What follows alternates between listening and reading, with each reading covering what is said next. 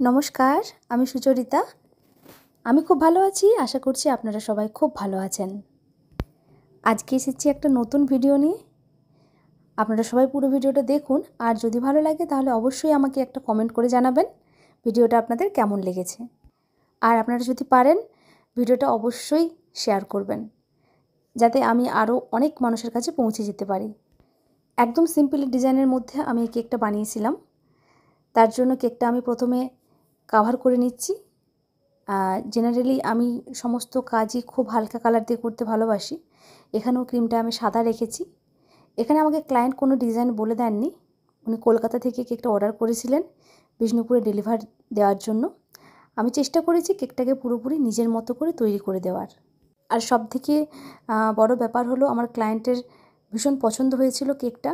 আমি সিম্পলের মধ্যে করেছি, তাও কিন্তু উনি খুব পছন্দ করেছেন।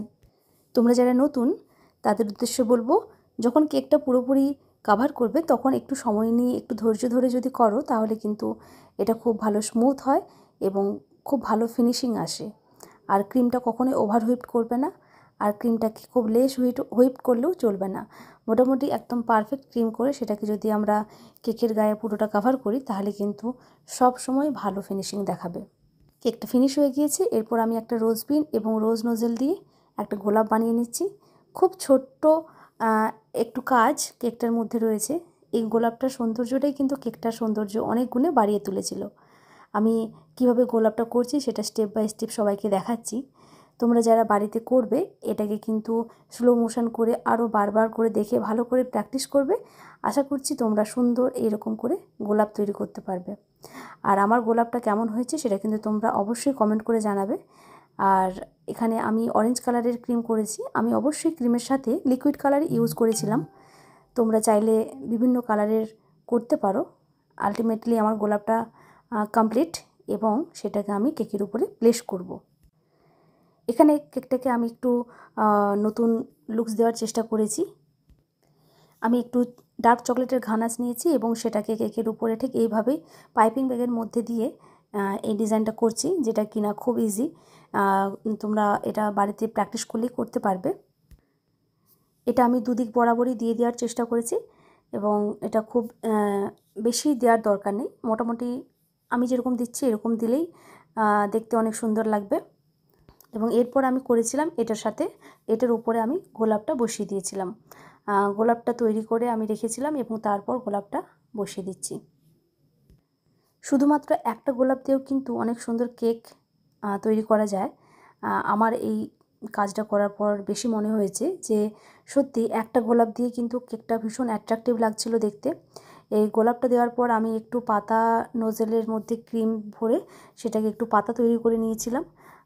সবুজ রঙের ক্রিমটা করেছিলাম। সবই লিকুইড কালারই আমি ইউজ করেছি। তোমাদের যদি ভিডিওটা দেখতে দেখতে মনে হয় যে কোনো প্রশ্ন আছে তাহলে আমাকে কমেন্ট সেকশানে গিয়ে করতে পারো। আমি চেষ্টা করব সবাইকে উত্তর দেওয়ার। আমার ফুল তৈরির পর এই পাতা তৈরি করতে সবথেকে বেশি ভালো লাগে।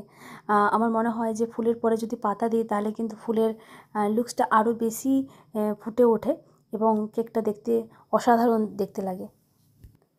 তোমরা অনেকেই চেয়েছিলে যে আমি এই ভিডিওটা সবার সাথে শেয়ার করি। আমি শেয়ার করলাম। আশা করছি তোমাদের সবার খুব ভালো লাগবে। কেকটা এইভাবে লুকসটা আসার পর আমি এর উপর থেকে কিছু স্প্রিঙ্কেল ছড়িয়ে দিচ্ছিলাম। আমার কাছে কিছু পার্ল স্প্রিঙ্কেল ছিল, সেই স্প্রিঙ্কেলগুলোই আমি ইউজ করেছি এখানে। তো তোমরা যারা জানতে চাও এই স্প্রিঙ্কেলগুলো সব কিন্তু এডিবল হয়। আর এগুলো খুব বেশি হাত না লাগানোই ভালো, তাহলে কিন্তু এর গ্লসি ভাবটা চলে যায়। খুব ভালো করে মেনটেন করলে তবে এই স্প্রিঙ্কেল অনেক দিন ভালোভাবে থাকে। ফাইনালি আমার কেকের লুকসটা কমপ্লিট এবং এটাতে আমি আর বিশেষ কিছু করিনি। নিচে শুধু কেকে আমার ক্লায়েন্ট যে নাম লিখতে বলেছিল আমি সেই নাম লিখে দিয়েছিলাম আর সাইড থেকে একটু স্প্রিঙ্কেল ছড়িয়ে দিয়েছিলাম। ফাইনালি আমার কেকটা কেমন লেগেছে সবাই আমাকে কমেন্ট করে জানাবে। অতি সাধারণ জানি, তাও সবাই একটা করে কমেন্ট করলে আমার খুব ভালো লাগবে। আগামী দিনে আমি আসবো আরও একটা নতুন ভিডিও নিয়ে। Thank you so much.